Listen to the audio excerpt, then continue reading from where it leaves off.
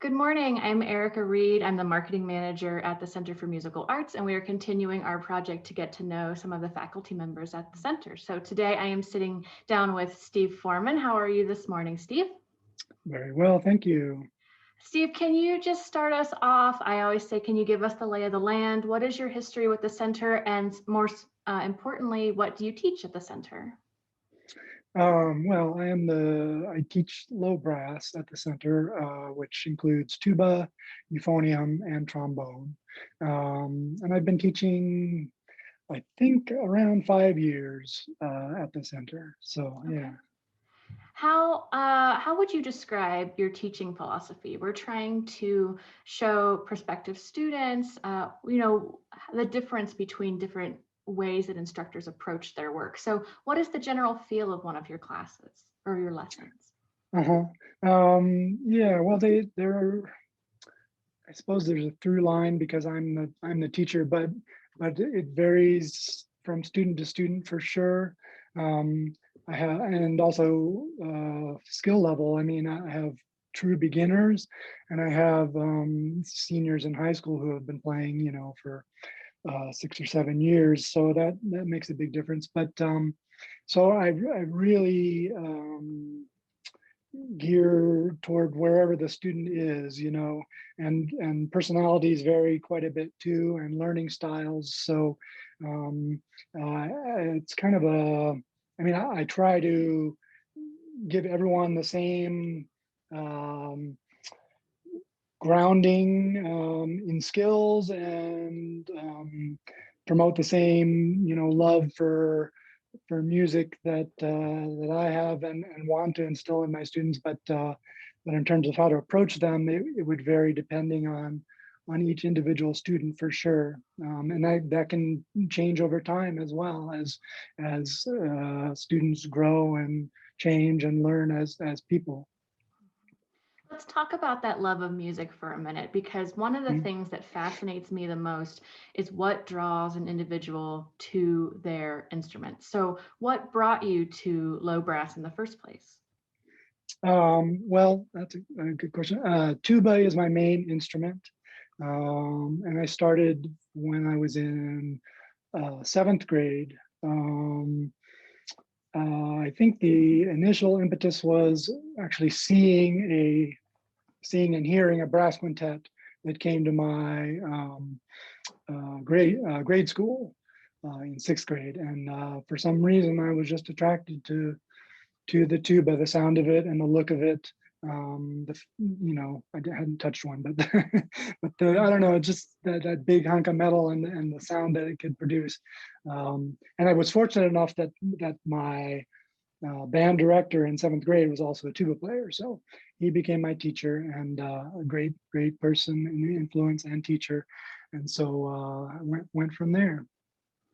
I also like to ask about teachers or mentors who help us along the way, because that is so much, your role too at the center. Mhm. Are there other instructors that have kind of helped shape the path that you've taken? Absolutely, yeah, I would say all the way through. I mean, I've had several teachers through my uh, career and learning process, and they've all left a big impression on me, I would say. All great human beings, and have their own ways of approaching the instrument and music and life. And I don't know, just the nature of the relationship between the one-on-one relationship between a teacher and a student in when learning music is something that's very special, I think. And uh, it's just a very close relationship, and I don't know, I think it goes well beyond music and the actual mechanics of learning an instrument.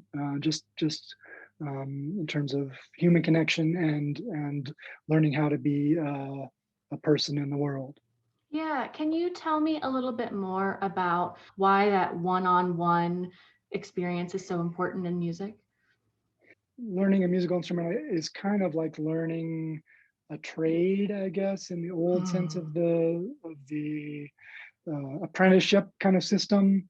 Um, there's so much involved in it, that having that example, that close example of your teacher, is essential. Just there's so many different aspects to being a musician and playing a particular instrument, that it's like becoming a blacksmith or a in Japan, they have this system down, through generations, within families of artisans who learn their craft and spend decades at it. So it's, I mean, we don't necessarily aren't that quite intensive, as that system, but the same principles apply, I think. Yeah, I think that is a really wonderful analogy to make. It's certainly a skill that you need to acquire. And I like that idea of sort of the tradesman apprenticeship. Absolutely. Mm. So, when you're not teaching or listening to music, what else is filling your life these days? Well, let's see. I actually have another job profession. I'm a farmer as well, an organic farmer. Really? hmm So that takes up quite a bit of time. And I do also, I have other pursuits. I love hiking with my dog. I love baking. So a lot of things going on. Yeah. Oh, wonderful. I love to hear that. Well, Steve, is there anything else that I haven't covered here that you think would be important for someone who was interested in studying with you to understand, or somebody who was thinking about looking more into the Center for Musical Arts? Hmm. One thing I didn't that I wanted to say was that, I certainly don't expect, all of my students to go on to become professional musicians. Certainly, that's a fine goal, and some students do go that direction. But just studying an instrument, or music in general at the center is such a valuable thing to do, I think. And for engineers, for poets, for anything you could possibly want to do, it just adds so much, breadth and value to your life, that's a great thing to do. And there's certainly no requirement that anyone, have that as their goal or sole focus. So yeah, it's yeah.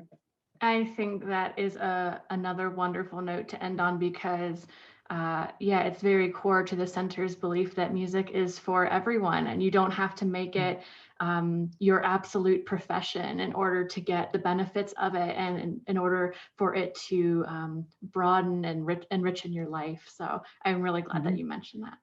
mhm. Well, thank you so much for your time today. I learned a lot, and I look forward Thank to talking you. to you again in the future. All right, thanks.